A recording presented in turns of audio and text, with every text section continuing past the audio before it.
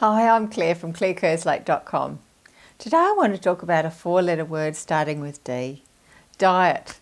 Let's look at that now.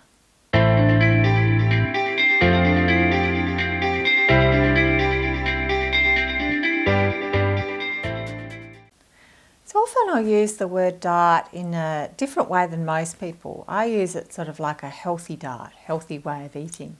But for most people, they think of diet as going on a diet. You know, it's usually a period of restricted eating. And, you know, diets have been bagged lately. You know, people say they don't work and you lose the weight and then that goes back on after you've finished the diet, and often you put on more again. I think diets has good points and bad points, so let's talk about that now. So the good points. The first thing is a diet often comes with rules. And we know that when we follow rules with our eating, we need to make less decisions and we're not using up our precious willpower. The other thing that happens is that often we've cut out the rubbish that we've been eating, you know, whether it's takeaway or cool drink or lollies or chips or whatever it is. Often that goes on a diet, which has got to be a good thing. The other thing is that, often there's initial weight loss, which we know can be quite motivating. And lastly, our serving size is often better. You know, we know over time our serving sizes have got bigger, as have we. So that's the good points. Let's look at the bad points now. Often a diet, or if we're restricting our eating, can be quite hard to sustain long term.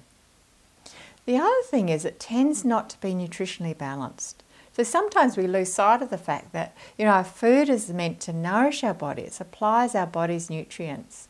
And often with a diet, you know, with that restriction, it often cannot be nutritionally balanced.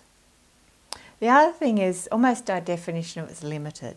You know, certainly the way we think about it, you know, you go on a diet and then at some point you go off it and often back to your old habits. So good points and bad points to that four-letter word diet, but I think a better way of thinking is think, okay, how can I make changes to my eating that are healthier, that I can sustain long term?